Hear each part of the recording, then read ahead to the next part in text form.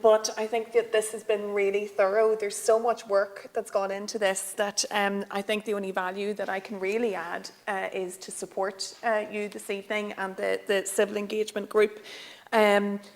And your office, I think it's Seb, that has put a lot of work into this, so thank you to him. And I also have to commend the Cathaoirleach and the Senator for the webinar. I thought that was great to be able to discuss something in that much detail, really set us up for this evening. I think you can see that in the contributions.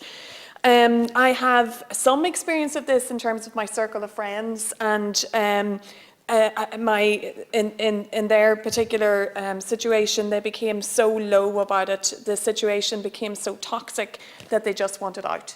And others have reflected that tonight. I think what the discussion brought through the webinar is the international dimension to this, and it helped me join the dots about the potential scale of this.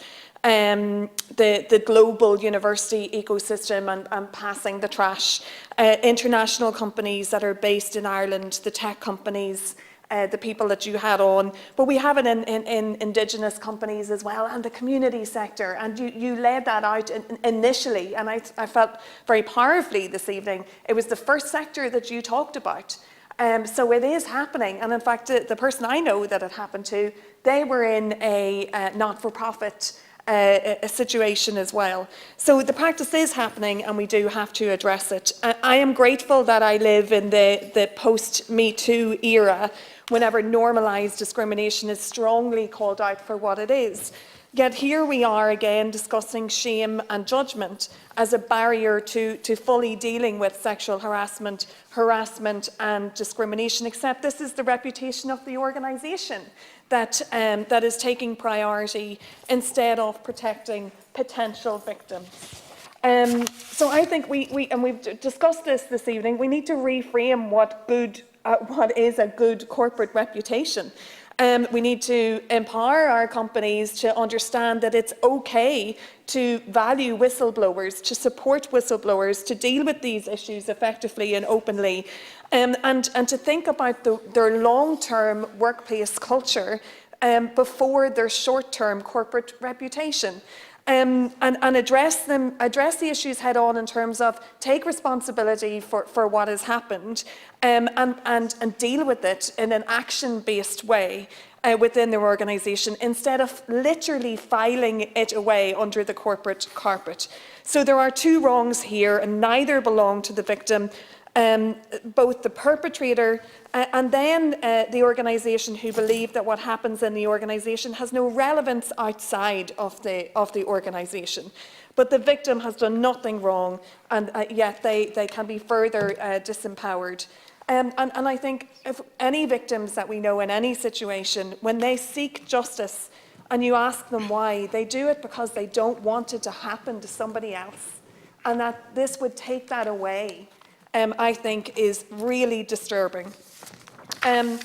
I welcome the thought that's gone into the bill in terms of you saying that it is the choice of the victim, and if they want to protect their confidentiality, that is up to them. And I also do recognise the importance of NDAs.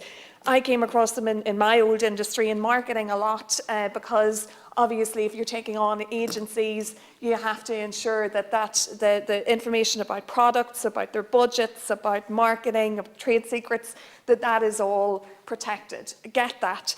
But companies should be able to use them, but not abuse them, like you have so effectively outlined. Yes, this legislation relates to the Employment Equality Act, and it proposes to amend them under the 9 grounds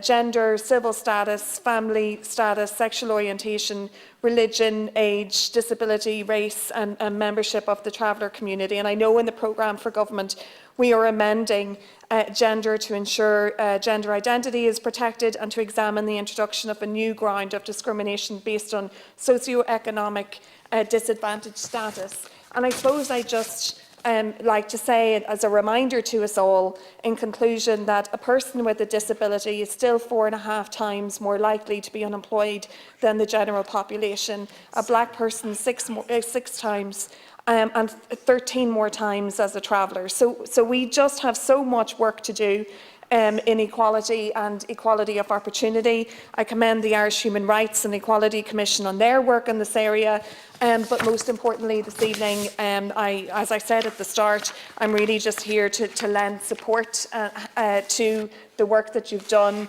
I'm pleased that it isn't being opposed.